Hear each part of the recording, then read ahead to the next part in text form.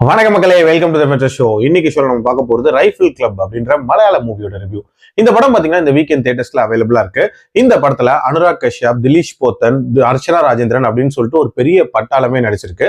இந்த படம் கேரளால இருக்கக்கூடிய ரைஃபிள் கிளப் அப்படின்ற ஒரு பாரம்பரியமான ஷூட்டிங் கிளப்ல நடக்கக்கூடிய சம்பவங்கள் அப்படின்ற தீம்ல தான் கதை போகும். இந்த ரைஃபிள் கிளப் ஆக்சுவலா சுல்தான் பத்திரி அப்படின்ற ஒரு இடத்துல இருக்கிற மாதிரி சொல்லியிருப்பாங்க. டிப்பு சுல்தான் காலத்துல அதை ஒரு ஆர்மரியா அவங்க யூஸ் பண்ணிட்டு இருந்தாங்க. இந்த கிளப்ல பாரம்பரியமா நிறைய மெம்பர்ஸ் அப்படின்றவங்க இருக்காங்க. இந்த கிளப்புக்கு நியூ என்ட்ரியா வந்து ஷாஜகான் அப்படின்ற ஒரு நடிகர் வந்து ஜாயின் பண்றாரு. இவரை பொறுத்த வரைக்கும் ஒரு ரொமான்டிக் ஆக்டரா இருக்காரு.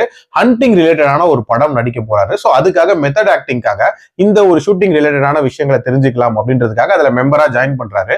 அவர் வந்த நாள் அன்னைக்கு அந்த கிளப் மேல ஒரு விதமான அட்டாக் அப்படின்றது நடக்க போகுது. எதனால நடக்க போகுது, அதுக்கான சம்பவம் என்ன, அண்ட் அந்த அட்டாக்கை இவங்க எப்படி ஹேண்டில் பண்ண போறாங்க, அண்ட் டுவர்ட்ஸ் தென் சர்வே ஆனாங்களா இல்லையா அப்படின்ற மாதிரி நிறைய விஷயங்களை சொல்லக்கூடிய ஒரு படம் தான் இந்த படம். எனக்கு இந்த படத்துல பிடிச்ச விஷயம் அப்படின்றது இந்த ரைஃபிள் கிளப்போட மெம்பர்ஸ் இருப்பாங்களா, அவங்களுக்கான அந்த இன்ட்ரடக்ஷன் அப்படின்றது ரொம்ப ரொம்ப நீட்டா இருந்துச்சு அப்படின்னே சொல்லலாம்.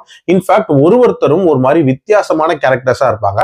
பாக்குறதுக்கு சாதாரண நபர்கள் மாதிரி இருப்பாங்க. பட் அவங்களுக்கான ஸ்பெஷல் ஸ்கில் என்ன, அதை எப்படி வெளிப்படுத்துறாங்க, அந்த காட்சிகள் எல்லாமே வேற லெவல்ல இருந்துச்சு அப்படின்னே சொல்லலாம். அதே மாதிரி அந்த ரைஃபிள் கிளப் அப்படின்றது எப்படி உருவாச்சு, அதோட பாரம்பரியம் என்ன, அது இருக்கக்கூடிய அந்த லொகேஷன், அதுல என்ன மாதிரியான ஷூட்டிங் இவங்க பிராக்டிஸ் பண்றாங்க, இந்த காட்சிகள் எல்லாமே ரொம்ப நீட்டா அமைக்கப்பட்டிருக்கும். ஆக்சுவலி அனுராக் கஷ்யப்போட ஆளுங்க எதுக்காக அந்த கிளப் அட்டாக் பண்ண வராங்க அப்படின்றதுக்கான அந்த ஆக்சுவல் ரீசன் இருக்கும்ல, ஸ்டார்டிங்ல காட்டியிருப்பாங்க.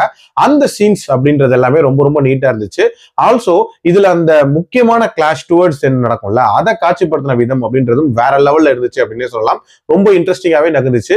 எல்லாத்துக்கும் மேல இந்த கதையோட ஒரு முக்கியமான பிளஸ்ஸா நான் பாக்குறது 2 மணி நேரத்துக்குள்ள கிறிஸ்பா சொல்ல வேண்டிய விஷயத்தை மட்டும் சொன்னது அப்படின்றதுதான். தேவையில்லாத விஷயங்களையும் ஆட் பண்ணல, டியூரேஷனையும் ரொம்ப கிறிஸ்பா வச்சிருந்தாங்க. அதுக்கு ஒரு பாராட்டுகள் சொல்லியே ஆகணும்.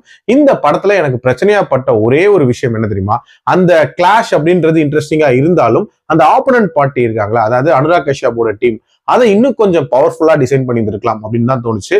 ஆரம்பத்துல அவங்களை ரொம்ப காமிக்கலா காட்டிடுவாங்க. அதுக்கப்புறம் ஒரு சில இடங்கள்ல கொஞ்சம் சீரியஸ் ஆகிற மாதிரியான காட்சிகள் அப்படின்றது இருக்கும். பட் இருந்தாலும் அவங்க கொஞ்சம் டெரரான ஆளுங்க அப்படின்ற மாதிரியான ஒரு ஃபீல் அவங்க கொடுத்துருக்கலாம். அதுக்கப்புறம் இந்த கிளாஷ் அப்படின்றது ஒரு மாதிரியான ஈக்குவல் கிளாஷா போகும். பட் கடைசியா பாக்குறதுக்கு ஒரு மாதிரி ஒன் சைடட் கிளாஷ் அப்படின்ற மாதிரி தான் இருந்துச்சு. பட் ஸ்டில் இந்த படம் ஒரு குட் வாட்ச் அப்படின்னு தான் நான் சொல்லுவேன். என்னோட ரேட்டிங் இந்த படத்துக்கு 3.3 out of 5. அடல்ட் கண்டென்ட்லாம் பெருசா இல்ல, தாராளமா பார்க்கலாம். மீண்டும் மருத்துவ விமர்சனத்தில் சந்திக்கிறேன். நன்றி, வணக்கம்.